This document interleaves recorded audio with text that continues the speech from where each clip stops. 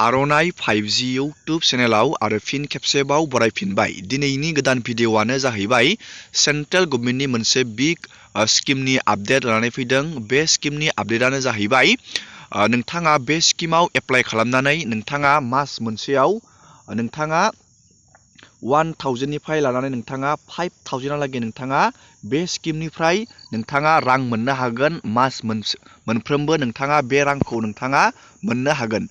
बे स्किमा मा आरो बेनि A to Z detail process apply प्रसेसखौ जोङो दिनैनि नैबे भिडिअनि गेजेरजों नायगोन। नोंथाङा भिडिअखौ जोबजासे नायलांबाय थाबानो जाबाय आरो बेबायदिनो गोदान गोदान आपडेट डिटेल स्किम डिजिटेल खौरां मिथिनो थाखाय नोंथाङा चेनेलाव गोदानबा चेनेलखौ साबस्क्राइब खालामबानो जाबाय।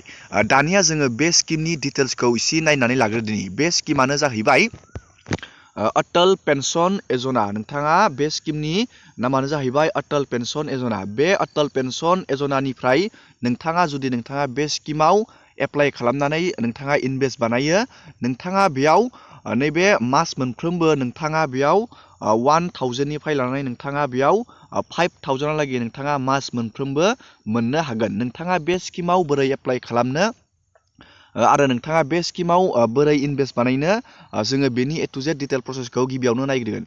गिबियावनो नोंथाङा बेयाव एप्लाइ खालामनो थाखाय नोंथाङा नैबे माइ स्किमाव नोंथाङा फैनांगोन। बे माइ स्किमाव नोंथाङा बोरै फैनो नोंथाङा बेखौ गुगोलाव सार्च खालामनांगोन। गुगोलाव नोंथाङा नैबे अटल पेन्सन यजना स्किम माइ स्किम नोंथाङा बेखौ सार्च खालामबाथाय बेयाव नोंथाङा फैनानै नोंथाङा बेयाव इजियावनो एप्लाइ खालामनानै हागोन। लोगोसे नोंथाङा बेनि ए टु जेड डिटेल्सखौ नायनो हागोन। आङो बेनि लिंकखौ भिडिअनि डिसक्रिपसनाव होनानै दोनदों। नोंथाङा लिंकआव थुबाथाय डाइरेक्टयै पेजाव थांनानै नोंथाङा बेनि डिटेल्सखौ नोंथाङा हारसिङैबो नायनानै लानो हागोन। लोगोसे नोंथाङा बे माइ स्किम पर्टेलनि जोहैनो नोंथाङा बेनि एप्लाइखौ बानायनानै लानो हागोन। गिबियावनो नोंथाङा नैबेयाव नुनो मोनदों अटल पेन्सन यजना माइ स्किम। नोंथाङा बेयाव क्लिक खालामनांगोन। जोङो दानिया बेयाव क्लिक बानायबाय। नोंथाङाबो बेबायदिनो क्लिक बानायबानो जाबाय। दानिया बेयाव नोंथाङा एप्लाइ खालामनो नोंथाङा बेयाव इलिजिबिलिटिखौ नायग्रोनांगोन। नोंथाङा नैबे इलिजिबिलिटियाव थुनानै होनांगोन। नोंथाङा बेयाव एप्लाइ खालामनो थाखाय नोंथांनि बैसोआ बेयाव नोंथाङा नैबेयाव 18निफ्राय 40 इयारनि नोंथाङा गेजेराव जानांगोन नोंथांनि बैसोआ बेयाव एप्लाइ खालामनो थाखाय। आरो नोंथाङा नैबेयाव नोंथांनि बैसोनि लिमिटआ बेयाव 60 इयार। नोंथाङा बेयाव अटल पेन्सन यजना स्किमाव नोंथाङा फिसा इनभेस्ट खालामनांगोन। नोंथाङा 60 बोसोर जायोब्लासो नोंथाङा बेनि रांखौ नोंथाङा मान्थलि पेन्सन हिसाबै नोंथाङा मोनबाय थानो हागोन। नैबेयाव रोखायै लिरनानै होखादों नोंथांनि बेंक एकाउन्टनिफ्राय बेयाव अट' डेबिट फैसाया सेभिं बेंक एकाउन्ट बा पस्ट अफिस सेभिं बेंक एकाउन्टनिफ्राय अट' डेबिट फैसाया नोंथाङा मान्थलि नैबेयाव अट' डेबिट जागोन होननानै बेयाव लिरनानै होखादों। लोगोसे नोंथाङा बेयाव मान्थलिबो दाननो हागोन। हाफ इयारलि आरो मास मोनथामनि गेजेरावबो नोंथाङा फैसाखौ दाननो हागोन। बेयाव रोखायै लिरनानै होखादों। नोंथाङा बेखौ फरायना लाबानो जाबाय। दानिया बेनि फैसा दाननायनि चार्टखौ नोंथाङा नायनो थाखाय नैबे डिटेल्सआव थुनांगोन। नैबेयाव नोंथाङा लिंकआव थुना होबाथाय मोनसे PDF फैसा दाननायनि मोनसे चार्ट डाउनलड जागोन। जोङो बेखौ डाउनलड खालामनानै नायदिनि। जोङो बेयाव थुनानै होबाय। दानिया बेबायदि मोनसे बेयाव पेज खेवगोन। नोंथाङा नैबे डाउनलडआव थुनानै होबाथाय बेयाव अट'मेटिक बे फैसा दाननायनि चार्टआ बेयाव डाउनलड जागोन आरो नोंथाङा बेयाव नायनानै लानो हागोन। जों दानिया बेखौ डाउनलड खालामबाय। दानिया जोंनिया चार्टआ गेवबाय। जोङो बे चार्टनि मददावनो नोंथाङा बेसेबां फैसा दानहोनो नांगोन नोंथांनि बेंक एकाउन्टनिफ्राय जोङो बेखौ नायनानै लादोनि। गिबियावनो नोंथाङा नोंथांनि बैसोखौ नोंथाङा नैबेयाव नायना लानांगोन। बेयाव बैसो होनानै दोनदों।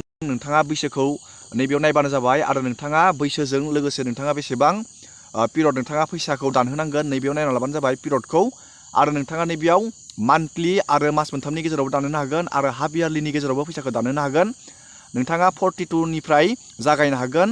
42, 84 नैबेयाव 126 आरो नैबे 168 आरो नैबे 110 नोंथाङा बेखिनि रांखौ दानहोबाथाय नैबेयाव गोजौआव नायना लाबानो जाबाय।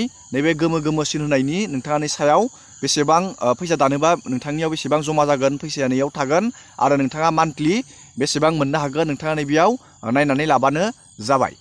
दानिया जोङो बेखौ बारा गोबाव खालामबाय थाला। नोंथाङा बेखौ नायना लाबानो जाबाय। भिडिअ गोबाव जायो। दानिया जोङो बेयाव बोरै एप्लाइ खालामनो जोङो बेखौ नायदिनि। नोंथाङा बेखौ एप्लाइ खालामनो थाखाय नोंथाङा नैबे पेजाव फैफिननांगोन माइ स्किमाव आरो नोंथाङा नैबे एप्लिकेसन प्रसेसआव नोंथाङा थुनानै होनांगोन। जोङो दानिया बेयाव थुनानै होबाय आरो नोंथाङा नैबेयाव नुनो मोनदों मोनसे लिंक। नोंथाङा बे लिंकआव थुनानै होनांगोन। जोङो बे लिंकआव थुनानै होबाय। लिंकआव थुनाय लोगो लोगोनो दानिया बेयाव बेबायदि मोनसे पेज खेवगोन नोंथाङा नैबेयाव नुनो मोन्दों नैबे अटल पेन्सन यजनाखौ नोंथाङा बेयाव क्लिक खालामनांगोन जोङो बेयाव क्लिक बानायबाय आरो नोंथाङा नैबेयाव नुनो मोन्दों APY रेजिस्ट्रेसन नोंथाङा बेयाव थुनानै होनांगोन जोङो बेयाव थुनानै होबाय बेयाव मोनसे फर्म बेयाव नोंथाङा फिलआप बानायनो नांगोन बे फर्मखौ फिलआप बानायबानो नोंथाङा बे स्किमाव इजियावनो नोंथाङा एप्लाइ खालामनो हागोन जोङो दानिया बे फर्मखौ अपेन बानायबाय गिबियावनो बे फर्माव नोंथाङा जुदि नोंथाङा इनकाम टेक्स पे खालामो नोंथाङा बेयाव नैबेयाव एस खालामनांगोन आरो बानायाबा नोंथाङा बेयाव न' खालामनांगोन जुदि बानायो नोंथाङा बेयाव एस खालामनांगोन जोङो बानाया जोङो बेयाव न' खालामबाय बेबायदि दानिया नोंथांनि बेयाव नोंथाङा मा बेंकखौ होगोन नोंथांनि बेंकनि नामखौ बेयाव क्लिक बानायबानो जाबाय आरो नोंथांनि बेयाव ब्रान्चनि नामखौ नोंथाङा नैबेयाव लिरबानो जाबाय आरो नोंथांनि बेंकनि टाइपखौ नोंथाङा बेयाव सिलेक्ट बानायबानो जाबाय सेभिंखौ नैबेयाव नोंथांनि बेंक एकाउन्टनि नाम्बार नैबेयाव IFSC कड आरो नोंथाङा बेयाव KYC नि थाखाय नोंथाङा